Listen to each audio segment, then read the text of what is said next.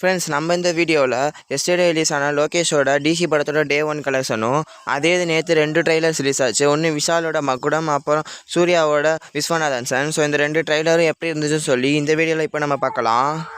First DC எடுத்துக்கிட்டோம்னா நேற்று release ஆன டே 1ல் தமிழ்நாட்டில் மட்டும் 2.23 crores, ஆந்திர பிரதேஷ் தெலுங்கானாவில் 1.68 crores, கர்நாடகாவில் 66 lakhs, கேரளாவில் 43 lakhs. ஸோ இது தாண்டி ரெஸ்ட் ஆஃப் இந்தியாவெலாம் சேர்த்து, அதாவது நார்த் இந்தியாவில் 50 lakhs. ஸோ இந்தியாவில் மட்டும் டோட்டலாக 5.49 crores-உம், ஓவர்சீஸில் 1.5 crores-உம், டோட்டலாக world wide 7 crores opening day கலெக்ஷனாக கொடுத்துருக்கு.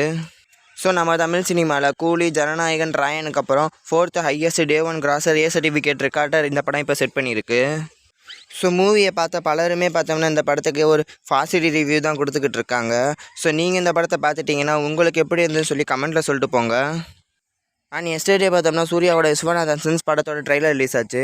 ஸோ இந்த ட்ரைலரில் அவங்க கதையை கொஞ்சம் ரிவீல் பண்ணியிருக்காங்க. ஸோ கதைன்னு பார்த்தோம்னா சூர்யாவுக்கு பார்த்தீங்கன்னா கல்யாணமாகி ஆல்ரெடி ஒரு குழந்தை இருக்குது. ஸோ அவங்க ஒய்ஃப் என்னானாங்கன்னு இவங்க ரிவீல் பண்ணல.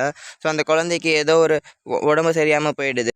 ஸோ அதனால் அந்த குழந்தைக்கு ஆப்ரேஷன் பண்ண ஏதோ ஒரு ஆர்கன் தேவைப்படுது. ஸோ அதை டொனேட் பண்ணுற விதமாக பார்த்தோம்னா நம்ம மமிதா பைஜு உள்ளே வராங்க. ஸோ அவங்க வந்ததுக்கப்புறம் சூர்யா மேலேயே அவங்களுக்கு லவ் வந்துடுது. ஸோ இதுக்கப்புறம் இந்த லவ் என்னாச்சு, எங்கே போய் முடிஞ்சிச்சு தான் அந்த படத்தோட கதைன்னு நான் நினைக்கிறேன். ஸோ என்னை பொறுத்த வரைக்கும் இவங்க இதான் கதை, இப்படி தான் இருக்க போகுதுன்னு ட்ரைலர்லேயே ஆல்மோஸ்ட் ரிவீல் பண்ணிட்டாங்க. ஸோ மூவியில் வேறு ஏதாச்சும் ட்விஸ்ட் அண்ட் டர்ன்ஸ் வைக்கிறாங்களான்னு போய் பார்த்தா தான் தெரியும். ஸோ இது ஒரு கருப்பு மாதிரி ஒரு மாஸ் படம் கிடையாது.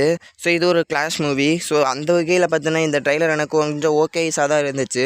ஸோ மூவி எப்படி இருக்க போகிறதுன்னு ஆகஸ்ட் 14 தெரியும். ஸோ உங்களுக்கு இந்த ட்ரைலர் எப்படி இருந்துச்சுன்னு சொல்லி கமெண்ட்டில் சொல்லுங்கள்.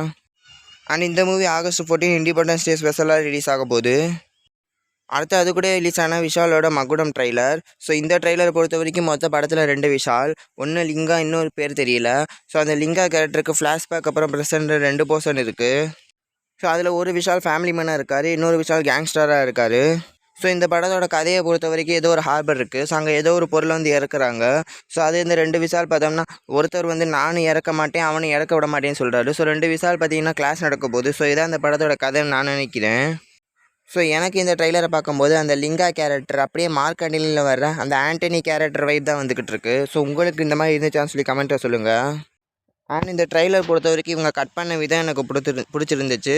நெக்ஸ்ட் இந்த படத்தில் வர அந்த பேக்ரவுண்ட் ஸ்கோருமே சூப்பராக இருந்துச்சு. ஸோ இந்த மூவியுமே சேம் ஆகஸ்ட் 14 விஸ்வநாதன் சன்ஸ் படத்தோட தான் கிளாஷ் விட்டு வரப்போகுது.